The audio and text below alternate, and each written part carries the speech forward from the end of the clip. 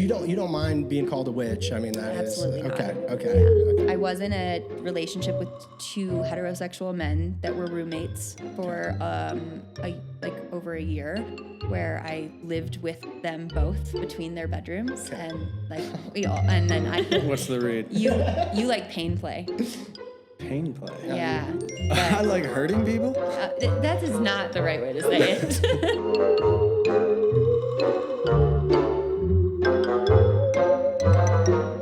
Are you good? How's audio, Isaac? Is it good? I don't have the headphones on. Everything's good. Everything in that helps. can't see you. Where are you Get a little foggy. Okay. Cassie, thanks so much for coming on the podcast. This is obviously our Halloween episode of what is our table for one. So yeah, I appreciate you coming by. Thank you for having me. Yeah, of course. And yeah, we were just talking, and but yeah, I guess I want to. So your full name and then your age, if you don't mind sharing. Yeah. Cassie Gibbs, and I am 31. So nice. And how long have you been in Denver? I am a local of Colorado. Okay. This is our first local, Isaac. Yeah. Wow. I was raised between like Arvada, Golden area mostly. Moved along the western slopes. Somebody was trying to tell me it was Arvada the other day, and I said, no, I think it's Arvada. It's Arvada. Yeah. I will tell you, as someone born and raised in Arvada, they are wrong. So I guess I want to ask, some of the interests around here that you have, or what does I don't know. I don't want to start off with that, but what do you do for fun around here in Denver? Then, like, what is what keeps up your time? Yeah.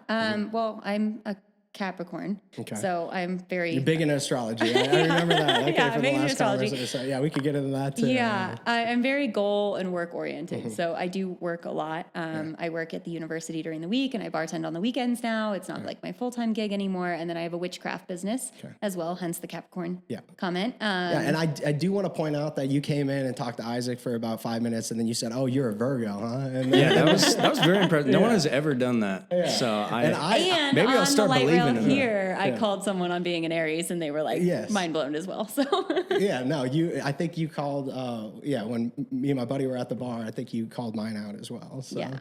Yeah, that's and then I think impressive. on the first episode I was shitting on it a bit because I didn't quite believe in it, but everything that she seems to be saying is. Do you do the crystals and all that? I do.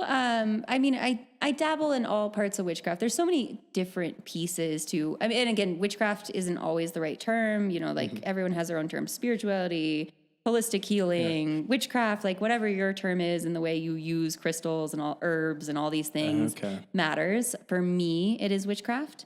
That's how I see it. So you don't mind being called a witch? I mean, that absolutely is not. Okay. Yeah. Okay. And how long have you been doing? I guess witchcraft.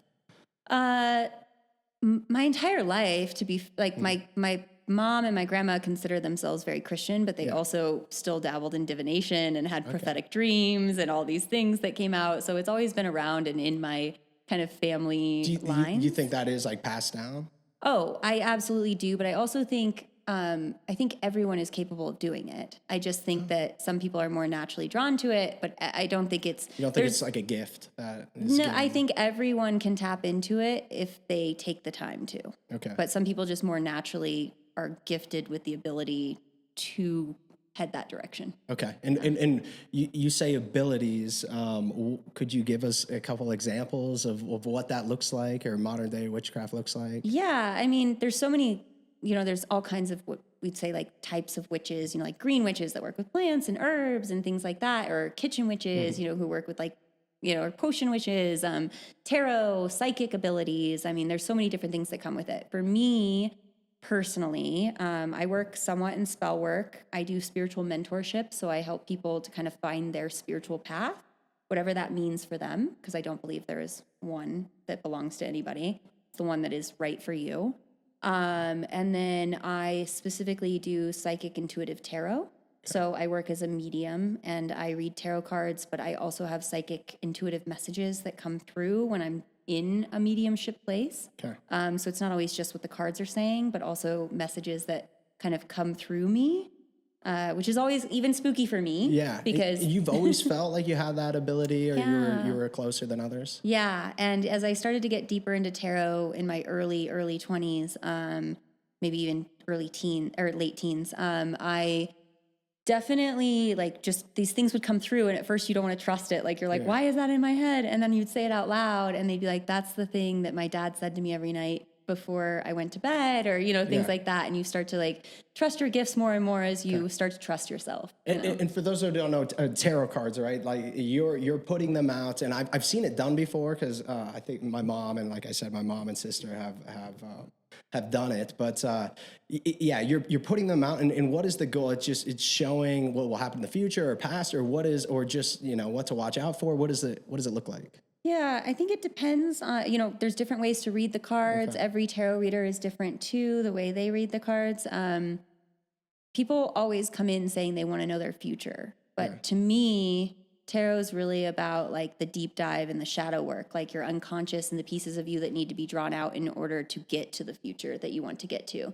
So it's less about just telling you where you're going to go and more about giving you the paths available to you and the ways to go down those paths. So saying like, hey, like, yeah, it sounds like what you want is to get married and have kids, but the current path that you're on isn't leading you there. And these are the things that are like blocks in your way and things you need to work on in order to like get on that path. Otherwise, that's just not the direction you're heading. Or you say you don't want to be single, you want to get in a relationship, and here's the inner growth and things that need to happen, or the things that are going to come your way in order to challenge you. And you should be aware of, because you need to rise to these challenges in order to get to the path you want to be on. Did you have a mentor that kind of showed you? Or? Gosh, I wish. Really? So you just had to learn so much research. Okay. But I'm good at research. It's what I've always done. So I work kind of in research with what I do with the university, and so research is kind of my vibe. So I mean, and the thing, even when I'm a spiritual mentor, like now I try to fill that role for people who are looking for someone.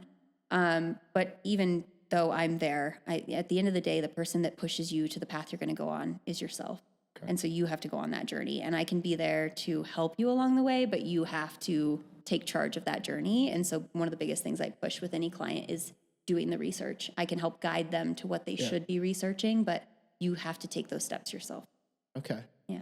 Yeah. That's I don't know.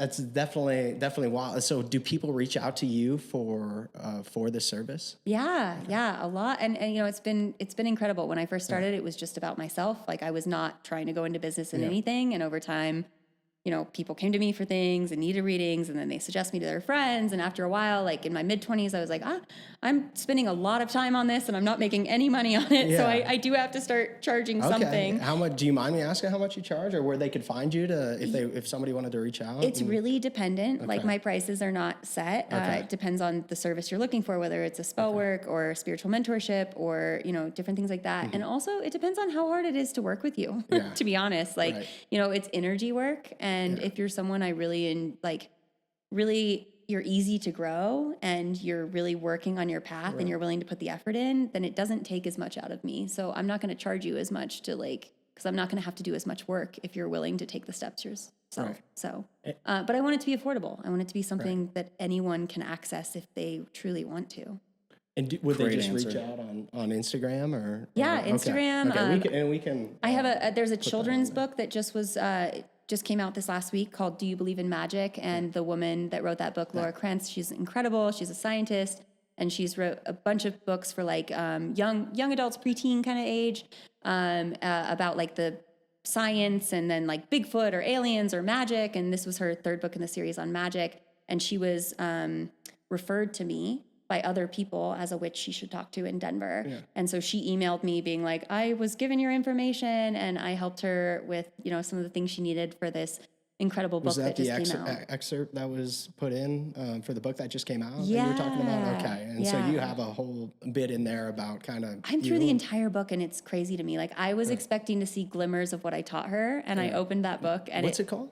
It's called Do You Believe in Magic? Okay. And the first words of the book in the introduction are Cassie Gibbs was. and I'm like, oh my God, like I blew my mind when I opened the book. But Can I ask about the spell work a little bit? Because and I know we talked about it a little bit at the bar, but because it is like super fascinating if you don't come from a world like that and aren't privy to it. But because you were saying that people will reach out to you, and then you can do a spell for them, but you don't do any spells that are harmful or anything like that. Is that correct? Yeah. So spell work for me, so the universe is a giant algorithm. As the most I can simplify this in a quick thing for a podcast, a snippet. And so when you put intention and work into something, like if you're typing in online, like I want to buy a pink dress, and then all of a sudden it's going to keep showing you pink dresses. And the more you type in pink dress, and the more you click on those things, the more of it's going to show. And that's how the universe works. So spell work is really about working with that algorithm and putting the effort of saying, I want this thing into it, and like doing that over and over again. And so that it's going to show up for you in the world, right? Is it a bit of like manifestation then too? Okay. Yeah. It's just putting even more effort than manifestation when you go to spell work. It's really like typing into every search engine, I want a pink dress, so when I do spell work with clients, I believe in like teach a man to fish, don't give a man a fish. So I don't like to just do spell work for people. I'm like, come, let's do it together, or I'll give you the tools to do it and then you do it yourself. If we can't meet in person, but I'll teach you how to do the spell, because it's much more powerful when it's coming directly from you. And I'd rather teach people than just keep all the power inside of me. Because everyone's capable of it. And for me, the biggest thing when it comes to spell work is consent.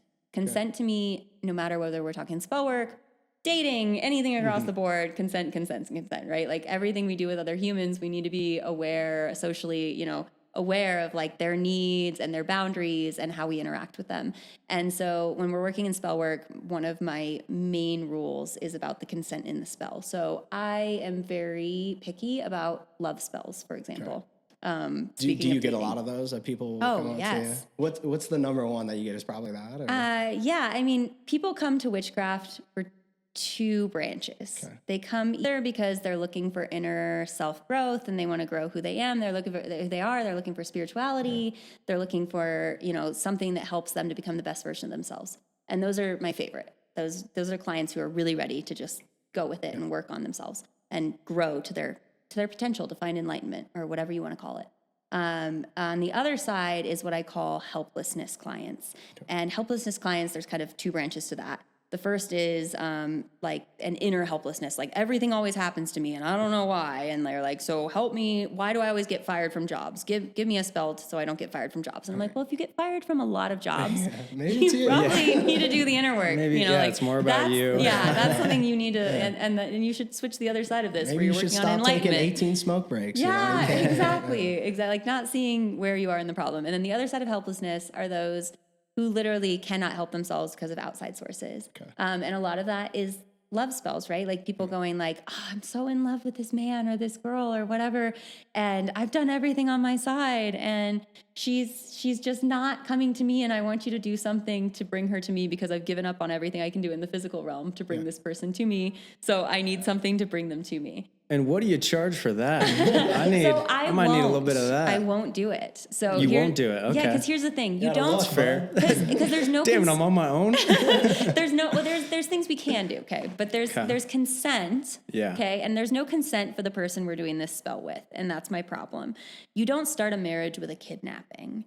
Okay, and on the side of my client, if you then decide like, oh, I'm so in love with this man. I want him so bad, and I do this whole spell, and I make him fall madly in love with you. Let's say it all goes the way we want it to. Yeah. And then next week you're like, ew, I got the ick. I'm over it. Right? I'm like, I got the ick. I'm over it. Now you have a stalker, okay? Because you've put into the spiritual realm that this person's obsessed with you. Yeah. Like they're gonna, and you can't be mad that they now want you like crazy, and they can't stop dreaming about you, and they want you all the time, and they're following you around, and they're showing up at your work, and you're like, oh my God, they're obsessed. And I'm like, well, you did that. Like that's on you now. So we're gonna need Dua Lipa's consent to make her fall in love with Joe. Is that your type? Well, it's probably gonna happen. I've just been manifesting it, so okay. Yeah. He needs your help. Sooner or later, I'm gonna get a date with Dua Lipa. Now here's what I will do when it comes to love spells. Okay. All right. First, some shadow work and some value work about like what do you what are you really looking for in a partner, right? Like, does this person that you're obsessed with actually meet your values, actually meet what you really want in a partner? Or are they just, on some like aesthetic level meeting, right? Yeah, Because like, yeah. there's really no point unless we're actually like finding someone who meets all the things that you need in a long-term commitment or in what you're looking for in that time, long-term or not. And then inside of that, the next part is like, where like how do we attract them to us, instead of like saying like, how do I make this specific person need me? What can I do about my attraction? Like, how do I attract people in general to me? And if that person is meant for me, then they will also come in with that. So I will do attraction spells, honey on your lips spells, things that make your words sweet and make people want to be around you, and glamour spells, things that make people look at and see the beauty in you, things like that. And so if that person is meant to be in your life, then those things will help to draw them in. And if they're not, it'll help to draw in the person who is. Okay. Yeah. Okay. Do you have a spell that can make us know how to finally talk to women? Is that? That's called therapy. Oh, okay. And it's the oldest spell in You don't the book you don't these offer days. that? You know, My degree is in psychology, but no, I'd have to charge you a lot more than I charge for witchcraft. so fair. it seems like your goal is to actually help better people, but when people, kind of hear the word witch, I think there's a little bit of stigma to it. Would you agree? Yeah. But it sounds like what you're saying is the betterment of a person. Yeah, absolutely. Are there bad witches? Like, Absolutely. Okay. I mean, like anything in this world, Right. it can be used for good or bad, have right? you met people like that? Oh yeah, Yeah, so what are many. they like? I one of the things I hate about the spiritual community, and Denver's big for it, right? Like Denver is a huge holistic spiritual community. There's so many people here who are making their money in it, and I spend a lot of time around those people. And I don't make a lot. I'm not gonna lie. Like it's my side gig. I have a lot of other focuses. I'm trying to get a master's. Like I'm trying to, grow other pieces of myself as well right now. And this is part of me that I love, and I'd love to be doing it full time if I could. But I never want to take advantage of people. And the people who tend to excel in spirituality have more narcissistic traits. So one of the things you can see is you have people who are truly in this because they're spiritual and because they want to grow people. And the other side that comes to that is that there's a huge group of people with high levels of narcissistic traits that are attracted to spirituality because it's so easy to control and manipulate people in, right? Like, it's like spirituality can very much be used to control. And so there's a natural attraction there. And so a lot of the times when I'm around people that work in this community, I can point out like the narcissists very quickly and be like, and they're the ones sometimes making a lot of money doing it. So you say like you have a better natural read on people than most people that aren't in the practicing and in the spiritual realm. But that comes from spirituality and a degree in psychology. So you can, can you get reads on people? You said pretty quickly. Psychology as well. And 14 years of bartending. Okay, I know people. Yeah, of course. Yeah, you probably meet some really interesting people doing that. I definitely meet some interesting people. You met this guy doing it. Wow. Yeah. On a Monday. On a Monday. And I got doing it? am I allowed to say that I got you a little tipsy that night, and we did do karaoke We did do karaoke, yeah. Jordan and I were 10 sitting there, and then she said she had a Christmas drink that was dropping, and I said, okay, could we try it before? it's called The Grinch Stole My Panties. And it will be featured at Naughty List at Tony's Tenderoni's starting in November. Yes, Tony's Tenderoni. I need a few of those. Oh man, I was about to. Anyway, so yes, there was a great drink, by the way. I guess I want to go into. I haven't really even looked at this now, but let me think of it now. So, would you kind of consider it like any other practicing, like religion? Okay. Yeah, yes and no. Okay. Religion is about, to me, the separation between religion and spirituality is that religion makes rules. Religion has like set codes for how you are supposed to live. And I think the difference between that and spirituality is that spirituality is a little bit, it shouldn't be about gatekeeping and about like, there's one right way to do it. Okay. So I struggle with organized religion just because there is a lot of power and control dynamics and a lot of like, you either fit into this box or you don't belong. And I don't feel that way about spirituality. Spirituality is about not fitting into the box, about finding your own box. Right. Okay. And then the question just came back to me. So we mentioned bad witches. Is there, so if a bad witch was putting, some bad juju on you or like a spell or something, is there a way to protect against that coming from your point of view? Totally. Again, I don't do a lot of hexes and curses. They have a place. I'm not saying I haven't. Okay. But again, consent. So to me, like, it has to be like, wow, they've crossed your consent enough for you to send that back. Yeah. Do you remember being in elementary school and saying, I'm rubber, you're glue, whatever you say bounces off me and sticks on you? That's basic witchcraft, right? Like, like you're saying an out loud spell about like, I'm not wishing harm on you, but if you wish harm on me, I'm sending it off of me and back to you. Right. And there's a lot of spells that are essentially the adult version of that, binding spells and spells that pretty much just bounce people's energy back to them. And when you work in magic, there's a lot of divine protection that comes with that. So like for me, I don't worry a lot of the time about doing anything to my enemies because I know very quickly that the universe will take care of it. Better not wrong her. Right? I won't. There was a bar that I worked for that did some things about a year and a half ago, like really, really, really messed with me.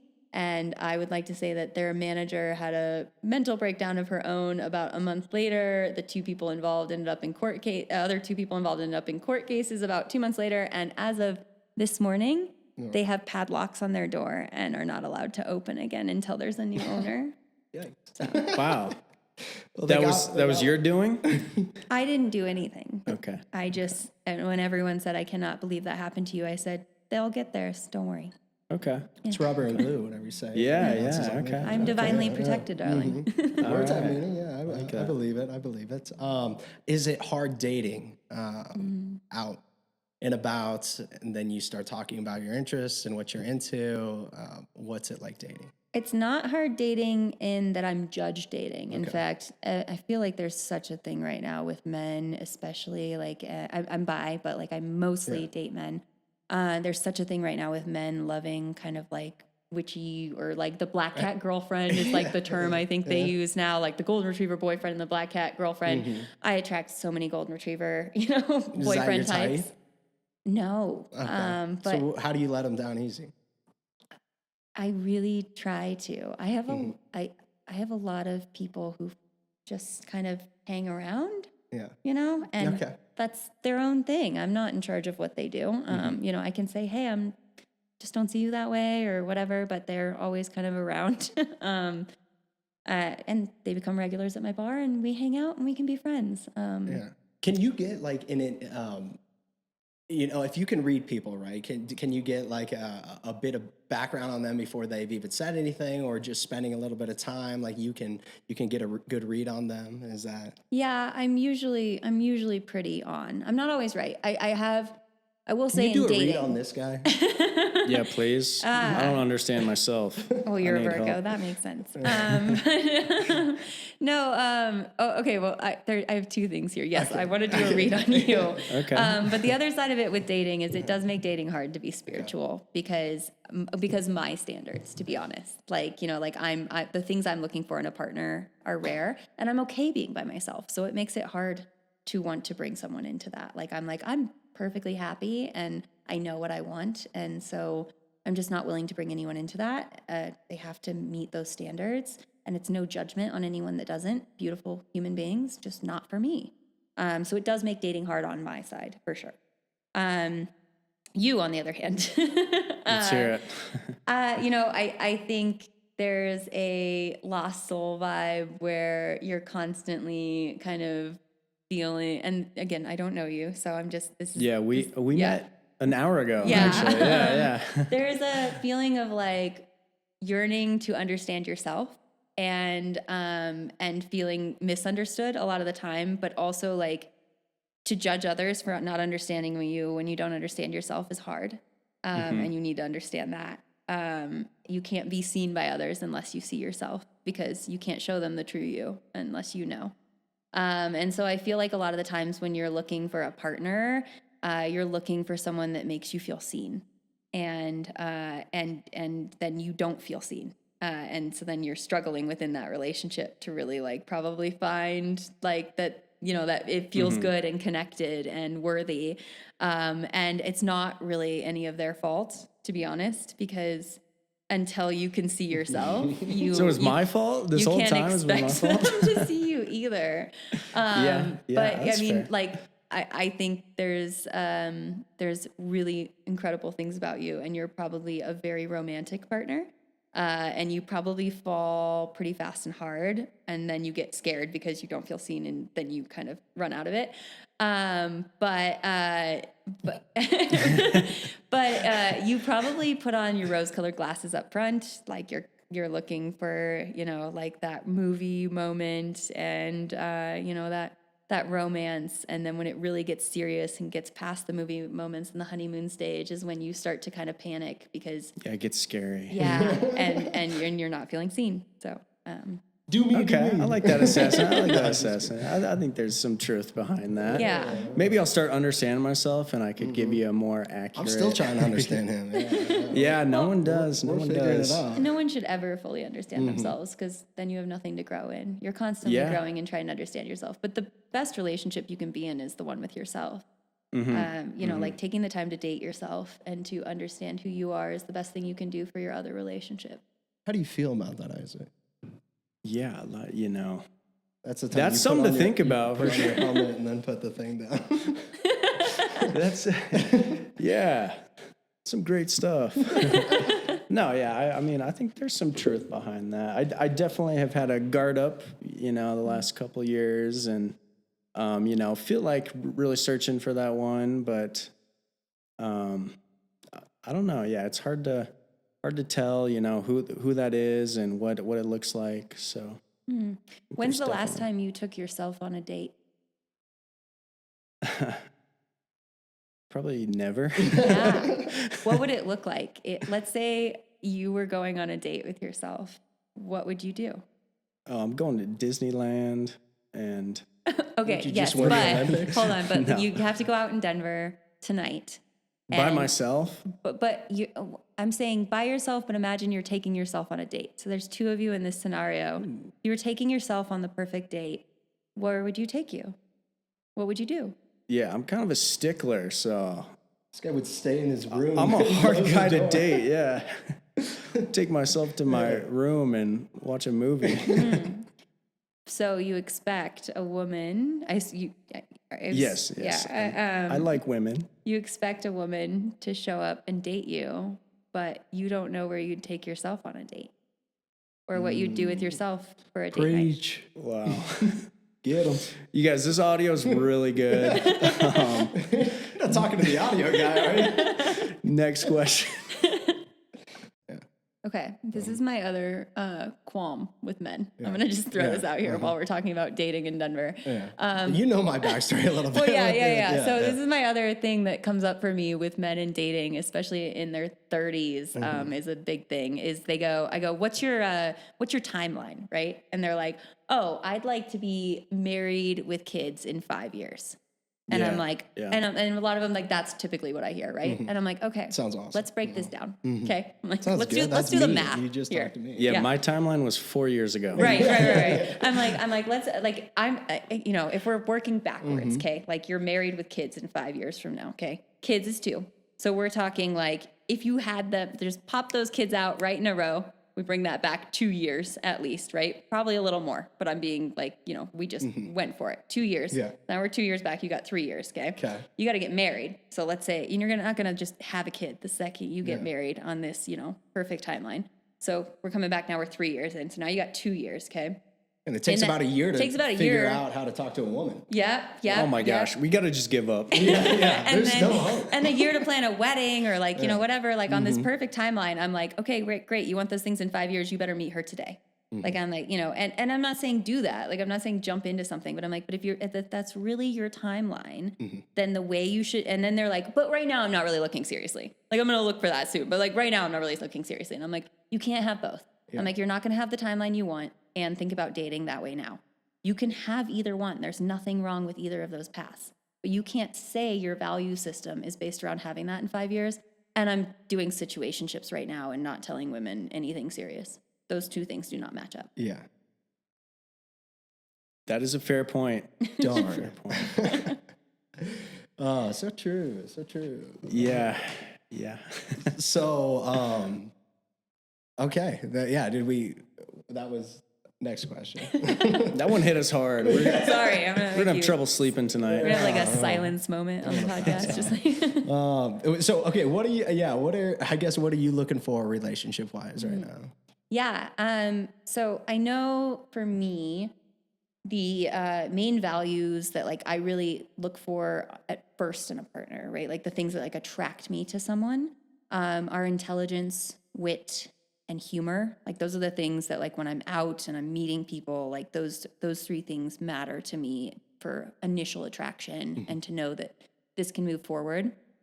Once I'm like actually establishing a relationship with someone, obviously there's more than that, spirituality, or at least they don't have to be spiritual, but they have to be open to my spirituality. Yeah. They can't put it down or be in a, religion that sees that as not great, especially if they have like family that's super religious and they're not going to be the kind of person that stands up for me or like wants me to be quiet about who I am in front of their family. That will never work. I can be respectful of everyone else as long as they're respectful of me.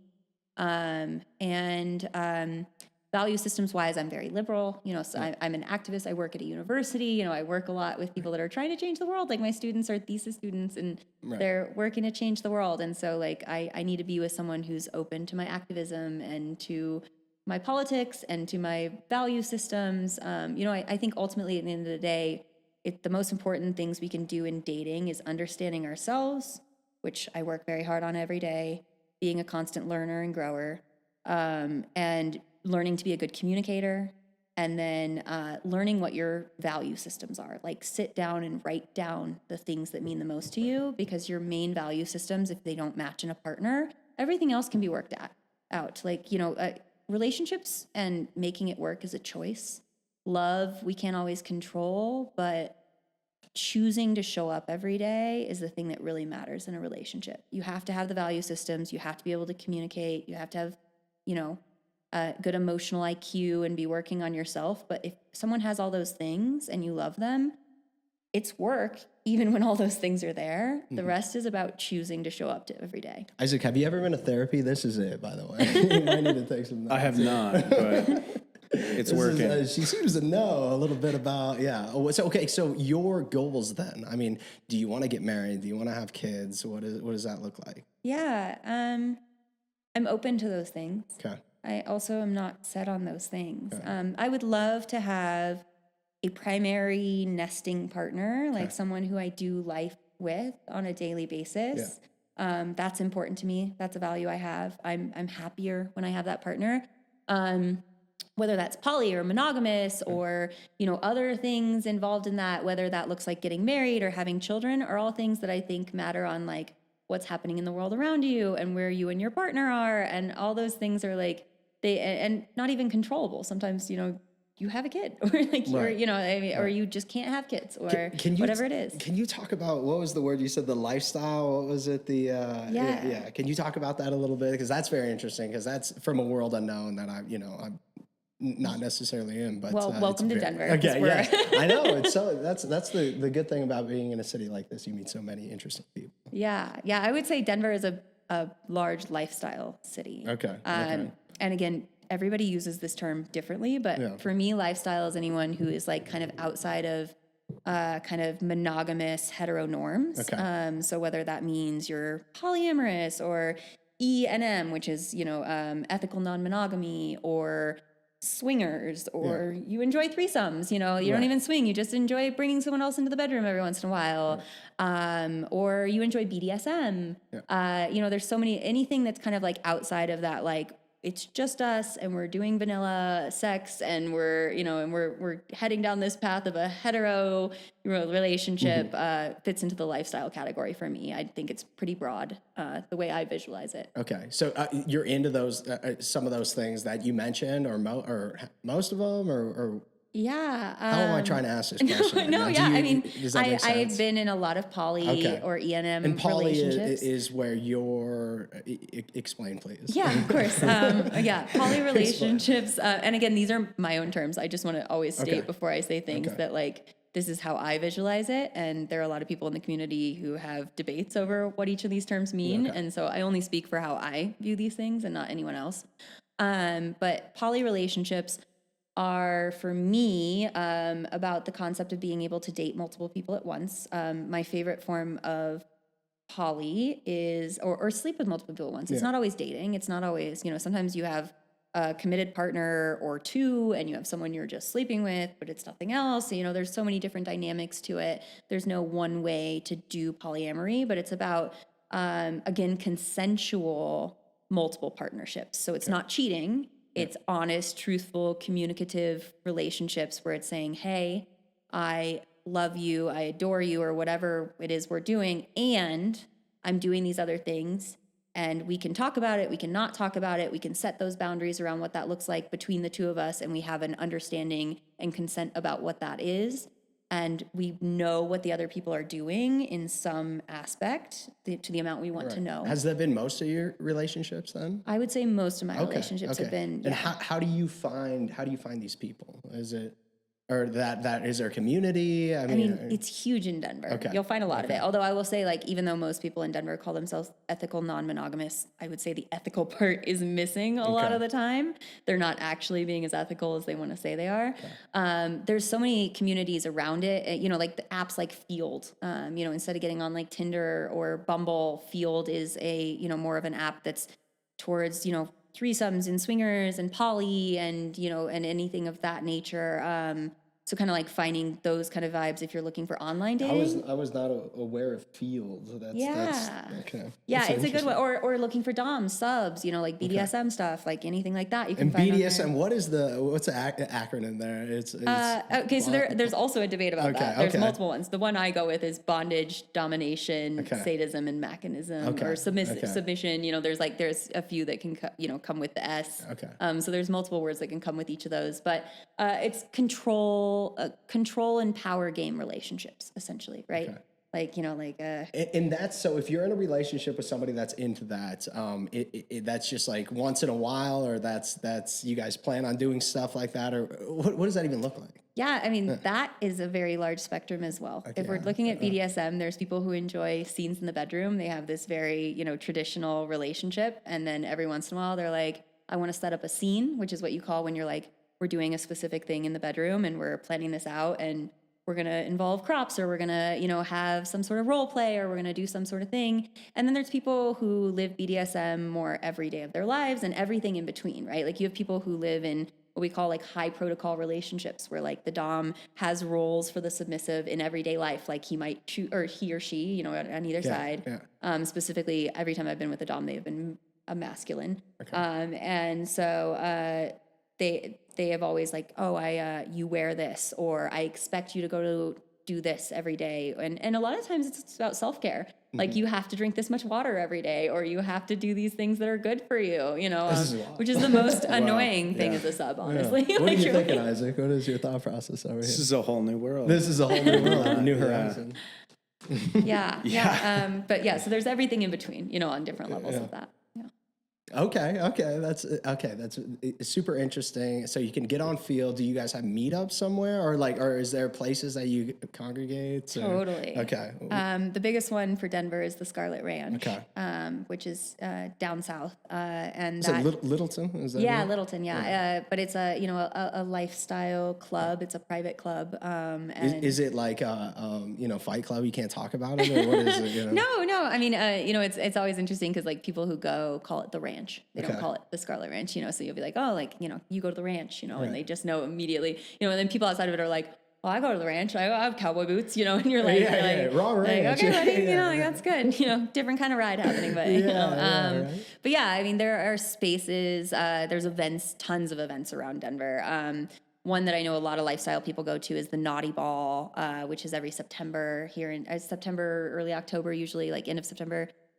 Here in Denver, the Naughty Ball's a good like kind of intro to the community because it's very like mild. This guy's on the pre-sale for tickets of the Naughty Ball. Naughty balls, yeah. Yeah, and there's tons of like once you inch into the community, there's tons of events around Denver that are around, and some of them are very like What goes on at these events? Yeah, that's the thing is like some are very like people who are there are mostly lifestyle, but there's nothing else really different about it other than you might be more communicative about who you are and what you want, but you're there also doing some other sort of event and there's nothing, innately sexual about it, all the way to like going to a swinger lifestyle party where I'm sure I have an uncle that's a swinger, so he was just down here. That makes a lot of sense what he was doing down here. Yeah, You mentioned that. I was like, show me a picture. I might know. You might be on the app. So I mean, like, he's you like, might. what are you doing? Let's hang out. I was like, I was busy that week, but I also didn't know he was. He could have been. I don't know what he was busy with. Yeah. Right? So okay, if you're at Scarlet Ranch,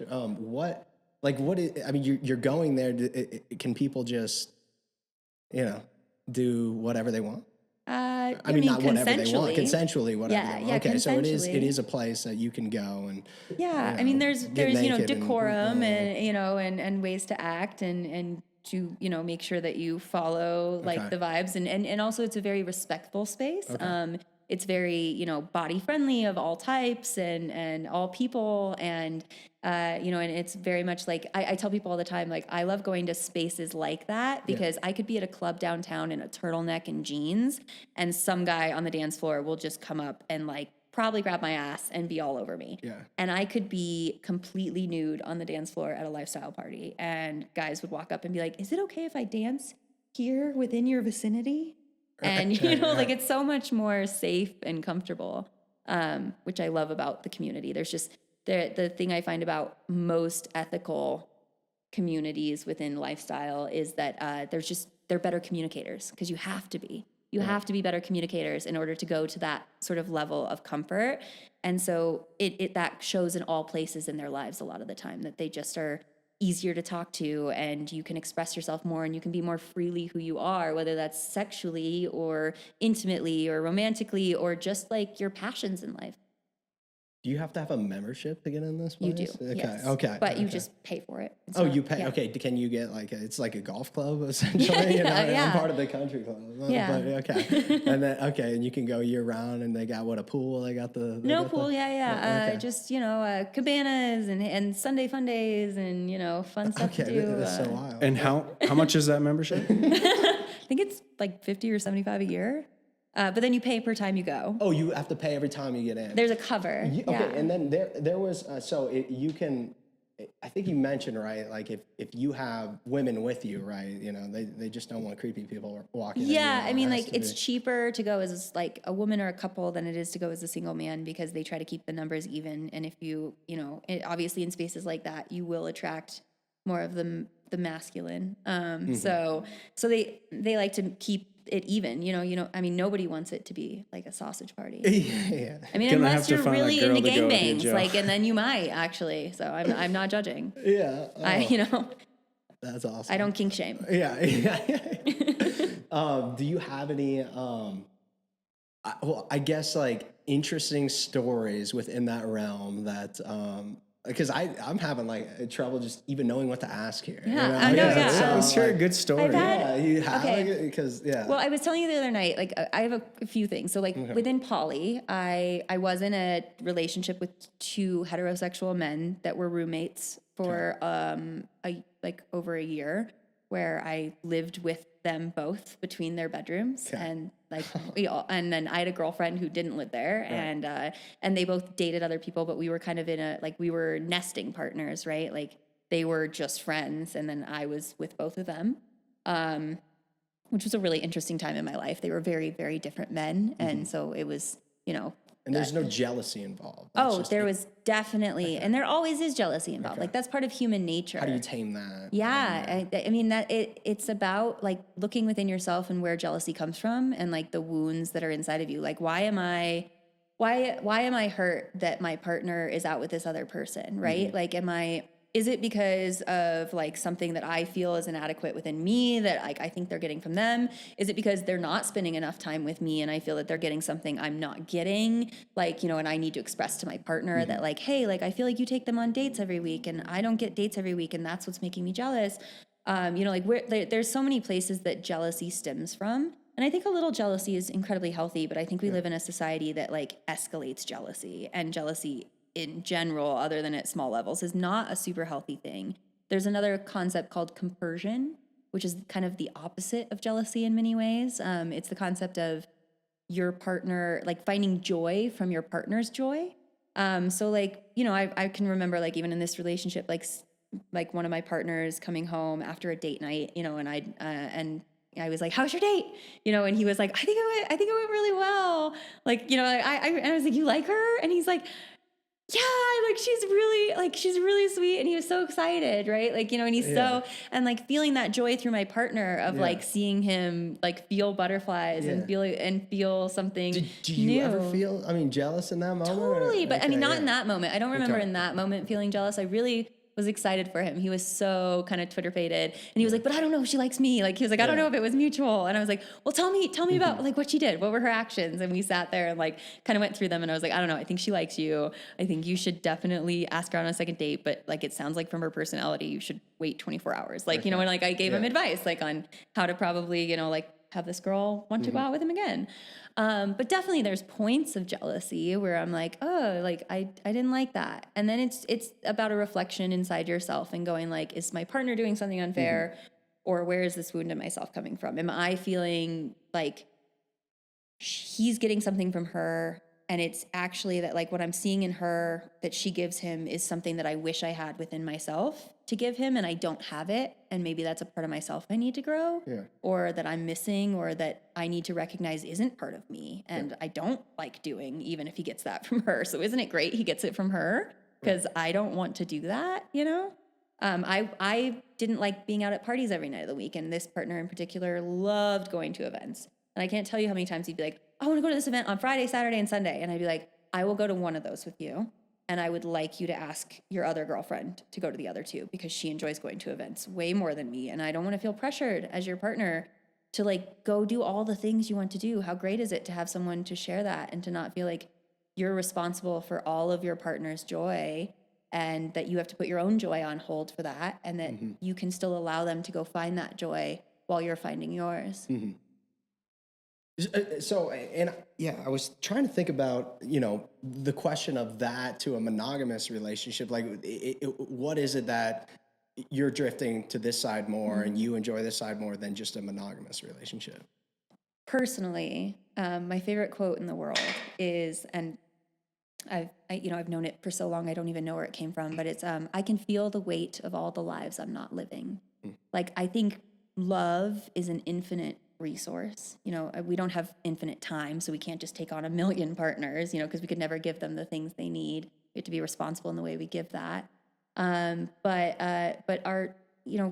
when we limit ourselves in love, we miss so many opportunities of people that are here to grow us. And really, our relationships with others are an opportunity for us to grow those around us and to grow ourselves. And when we put the pressure on one person to grow us and to not allow others, like I feel like we miss so many opportunities. And we can find it in friendship and other things. And there's nothing wrong with that if monogamy is for you. Like there's nothing wrong with monogamy at all. But for me, I'm especially grown by romantic and intimate partners. I find that they really grow me in life. And when I put the pressure to grow me on one individual, like I say, "Hey, I need you to be stimulating enough to bring me to new levels all the time," that's a lot to put on one person. And also, I have a lot of love to give, and I want to share it with the world. I want to share it with people who are like me, and I don't want to limit. If I meet someone on the street who I feel I have a connection with, and I want to see how that grows me and how that grows that individual, I don't want to go, "Ooh, Jake's at home, and I'm not allowed, to do this." That's so limiting to me. Okay. That's a good answer. That's a very good, yeah, because from somebody, outside looking in, it's very different. You just try to comprehend and understand. So, that's interesting to hear about. What are you thinking of? Yeah, that is I mean, life's very new to me. I come from a Christian, more traditional background. We probably come from a background of, you think about a middle class family in Montana, and then coming out. And I'm definitely a jealous guy. So I was gonna say I think you are a monogamous person. Definitely, yeah. The Virgo over here is a monogamous 100%, person, so I don't think that's for him. He's a Virgo too. But you're not quite the same Virgo. I could see you doing more poly. Oh, well, I can see it too. Oh, what is that? So, no. Next question. He's not ready to reflect on that yet. I'm not ready. I can't think ideas right now.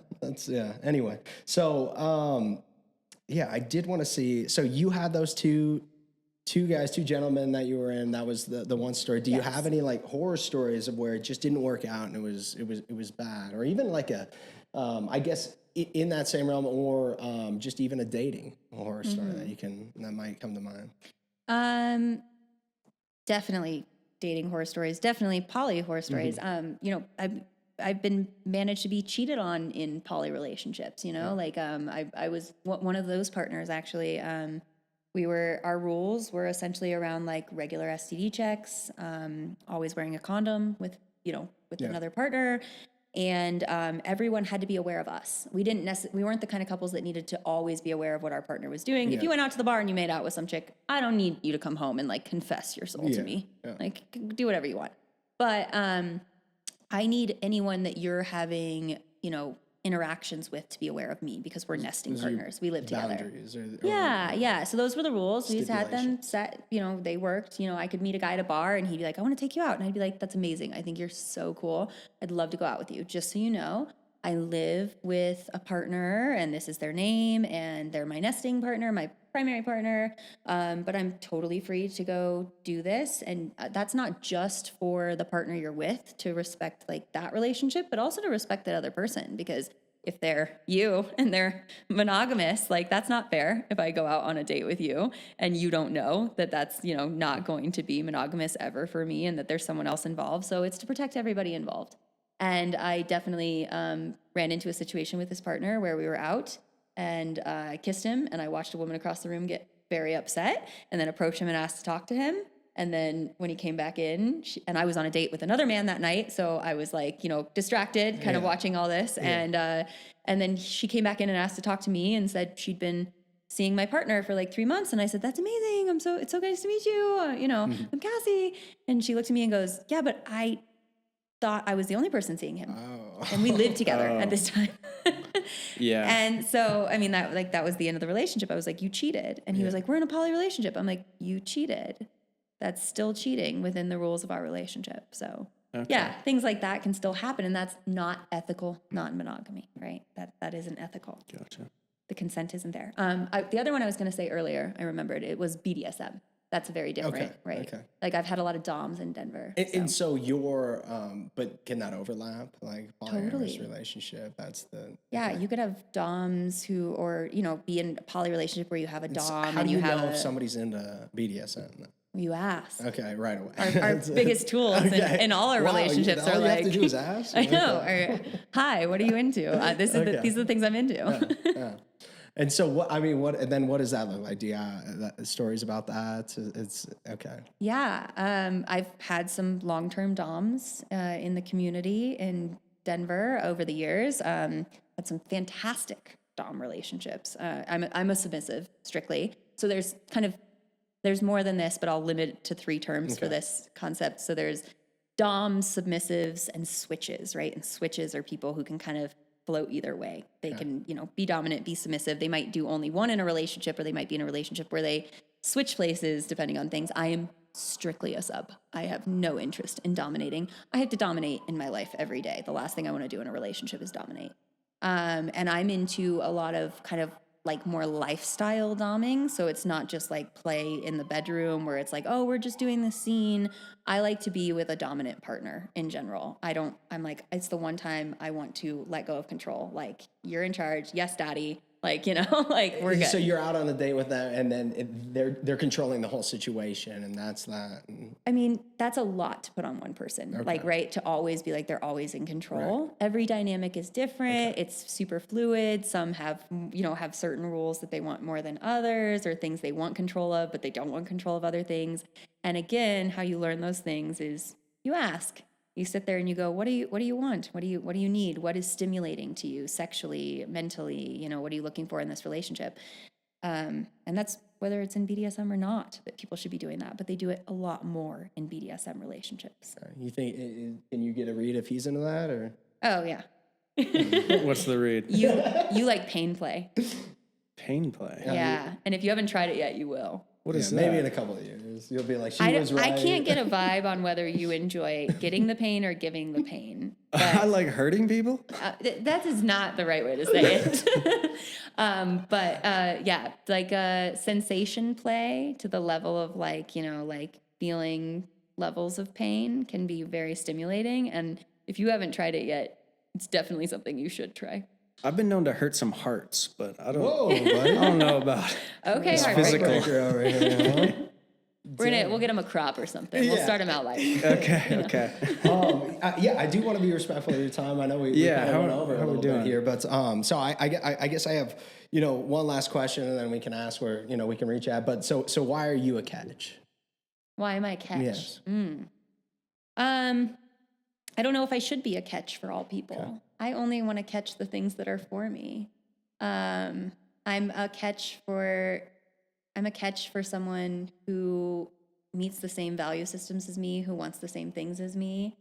I work on myself. If I'm going to toot my own horn here, toot it away. Toot. I'm educated. I work on myself. I pride myself on being someone who constantly wants to grow and to learn not only about the world around me, but about how I can be a better person.